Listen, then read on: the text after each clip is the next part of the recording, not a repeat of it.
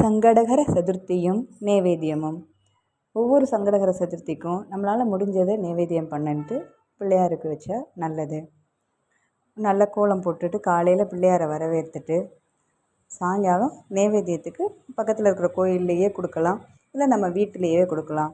ஒரு சதுர்த்திக்கும் நம்ம வேண்டுதலை வைக்கிறப்ப நல்ல பலன் கிடைக்கும். நான் அப்பம் பண்ணினேன் இந்த சங்கடகர சதுர்த்திக்கு. இதுக்கு பச்சரிசி அந்த படி அளவில் ஒரு படி எடுத்துக்கிட்டேன். அந்த கை விரல் காமிச்சேன் பார்த்திங்களா, அந்த அளவுக்கு உளுந்து, 2 வெந்தயம் எடுத்துக்கிட்டேன். இதே மாதிரி இந்த படியில் இது கொஞ்சம் பாகு வெல்லமாக இருக்கிறதுனால 3/4 பங்கு வெல்லத்தை எடுத்து நல்லா சீவி வச்சுக்கிட்டேன். அப்புறம் ஏலக்காய், சுக்கு, எந்த ஒரு வெல்லம் சேர்க்குற பொருளாக இருந்ததும் சுக்கு சேர்க்குறது நல்லது. ஏலக்காயையும் சுக்கையும் நல்லா சர்க்கரையை கொஞ்சோண்டு சேர்த்து போட்டு நல்லா பொடி பண்ணி வச்சுக்கிட்டேன். இப்போ இதை ரெடி பண்ணி வச்சுருக்கேன். இப்போ அந்த பாகு பதத்துக்கு இருக்கக்கூடாது. முன்னாடியே அந்த இதை வெல்லத்தை கொஞ்சம் வடிகட்டி எடுத்து வச்சுக்கணும்.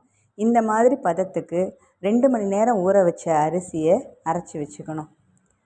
இப்போ பாகு அளவுக்கு இருக்கக்கூடாது, கொஞ்சம் கசடெல்லாம் நீங்கிற அளவுக்கு இந்த மாதிரி கசடு கிடைக்கும். அந்த மாதிரி வெல்லத்தை நல்லா கொஞ்சம் கொதிக்கிற தண்ணியில் விட்டுட்டு எடுத்துடணும். இப்போ கன்சிஸ்டன்சி இந்த லெவலுக்கு வர மாதிரி அரைச்ச மாவு எல்லாத்தையும், அந்த ஏற்கனவே பிடிச்சி வச்ச ஏலக்காய், அரைச்ச மாவு, வெல்லம் எல்லாத்தையும் போட்டு நல்லா கலக்கி விடணும்.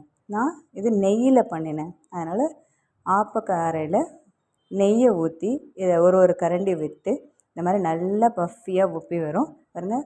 அழகாக கண்ணுக்கே தெரியுது பாருங்கள், சாஃப்டாக வந்திருக்கு. உங்களுக்கே தெரியுதா, நல்லா சாஃப்டாக இருக்கும். இதில் சில பேர் வாழைப்பழம் ஆட் பண்ணுவாங்க, பட் எங்கள் வீட்டில் அவ்வளோவா யாருக்கும் பிடிக்காது. நீங்கள் ஆட் பண்ணாலும் டேஸ்ட்டு இன்னும் கொஞ்சம் கூட கிடைக்கும், இன்னும் சாஃப்ட்னஸும் கிடைக்கும். ஒரு அரை வாழைப்பழம் இதில் சேர்த்துக்கிறப்ப நல்லாயிருக்கும். பாருங்க, கரெக்டாக எடுக்க வந்துடும். இதுதான் பதம். இது எடுக்கிறப்ப நல்லா அப்பம் நெய் அப்பம் வந்துடும். சாஃப்டான நெய் அப்பம் கிடைக்கும்.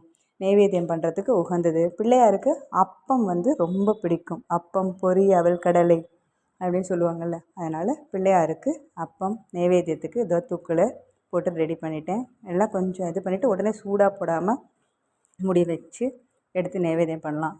சங்கடகர சதுர்த்திக்கு காரிய சித்தி மாலை படிக்கிறது நல்லது. இதே மாதிரி இது உப்பு அப்பம். இது ஏற்கனவே போலி வடைன்ட்டுன்னு என்னோடய பேஜில் ஷார்ட்ஸில் போட்டிருக்கேன். அரை கப்பு பச்சரிசி, அரை கப்பு உளுத்தம்பருப்பு, 3 வரமிளகா, உப்பு இதெல்லாம் சேர்த்து நல்லா அரைச்சிட்டு பெருங்காயம் போட்டு, இது புளிக்க வைக்கணும்னு அவசியம்லாம் இல்லை, உடனடியாகவே போட்டு எடுத்துடலாம். இந்த உப்பு அப்பமும் பிள்ளையார் நைவேத்தியத்துக்கு எடுத்துகிட்டு போனேன்.